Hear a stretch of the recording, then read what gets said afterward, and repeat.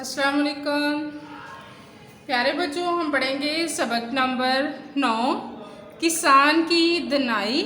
कल हमने पढ़ाई की थी सफ़ा नंबर 45 से। आज हम पढ़ेंगे सफ़ा नंबर 46 से। देखिए,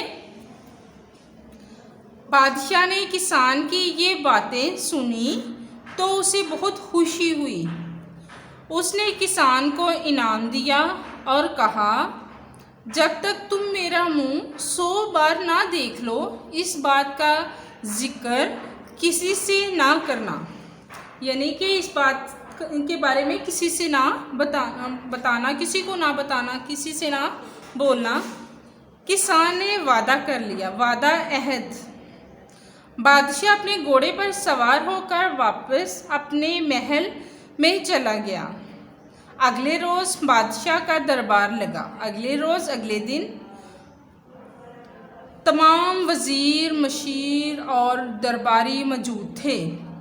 वज़ीर और मशीर ये जो रियासत के मामलात होते हैं, इनमें मशवरे देने वाले, इनके अमूर सर अंजाम देने वाले लोग होते हैं।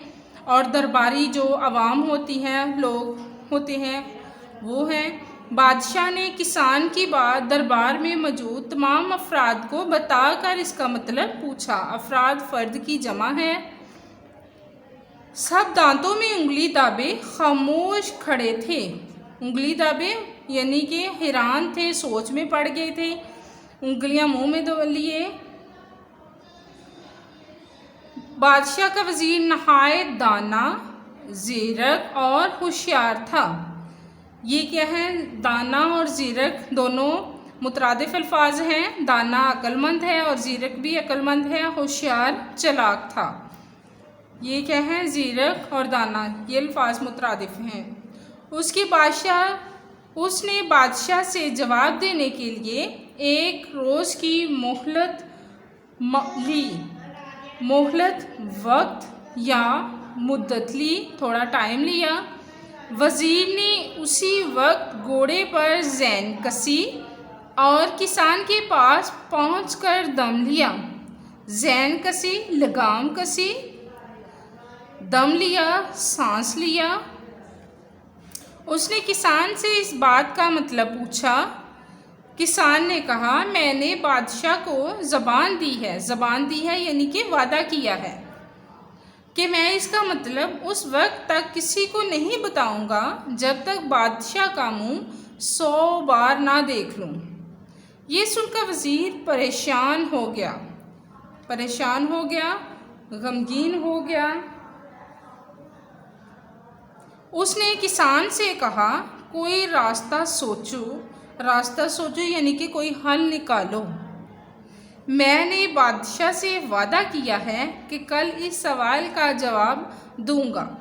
किसान सोचने लगा। थोड़ी देर बाद इसके जहन में एक तरकीब आई। एक ख्याल आया, एक तरकीब उसको सूझी। उसने वज़ीर से 100 अशरफियाँ मांगी। वज़ीर ने जट से 100 अशरफियाँ किसान के हवाले कर दी। जट से, जल्दी से। अशरफियाँ पाकर किसान ने वज़ीर को तमाम बात बता दी। वज़ीर खुश लौट गया, वापस चला गया। अगले रोज़ दरबार लगा। बादशाह ने वज़ीर से सवाल का जवाब पूछा। वज़ीर ने किसान की बताई गई बात हरफ बाहरफ बता दी। हरफ बाहरफ, पूरी की पूरी, मुकम्मल, हूबहू जैसी थी, बिल्कुल असली बात बता दी। प्यारे बच्चों, आज हमारी पढ़ाई यहाँ तक है। आप लोग निशान लगाइए, यहाँ तक आपने पढ़ाई करनी है। इसके बाद अल्फाज मायने देखिए। जट से, जल्दी से, हरफ बहरफ, हूबू पूरा, आग बगोला होना, गुस्सा होना, तैश में, गुस्से में, प्यादे, सिपाही, गज़बनाक, डरावनी, डरा देने वाली भी कह सकते हैं आप, वादा शिकनी, वादा तोड़ना, ज़ीरक, अक्लमंद, मोहलत, वक्त, मुद्दत, ज़ैन कसी, लगाम कसी। इसके बाद हम पढ़ेंगे सवालात कल हमने सवाल नंबर 1 और 2 पढ़ा था, आज हम सवाल नंबर 3 पढ़ेंगे। 4 आने कुएं में डालने का क्या मतलब है? जवाब है 4 आने कुएं में डालने का मतलब है अल्लाह की राह में अपना माल खर्च करना। सवाल नंबर 4, अब हमने पहले सवाल नंबर 3 पढ़ा है, अब सवाल नंबर 4 पढ़ेंगे। वालिदैन का कर्ज उतारने से क्या मुराद है? जवाब है वालिदैन का कर्ज उतारने से मुराद है कि पालने पोसने पर वालिदैन जो खर्च करते हैं इसके बदले में इनको कुछ दिया जाए। अब हम पढ़ेंगे सवाल नंबर 6, कॉलम है सफ़ा नंबर 49 से। देखिए, दी गई मिसाल के मुताबिक दुरुस्त मुतरादिफ कॉलम जी में लिखिए। रहमदिल, मेहरबान, हकदार, मुस्तहिक,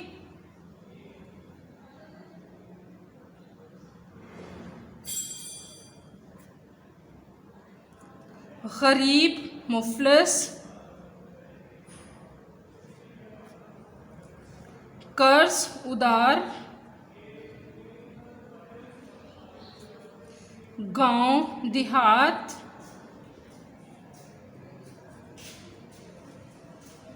बूढ़ा, ज़ईफ,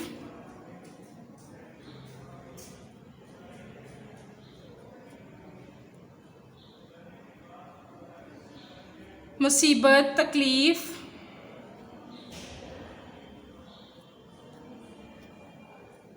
दाना, अक्लमंद।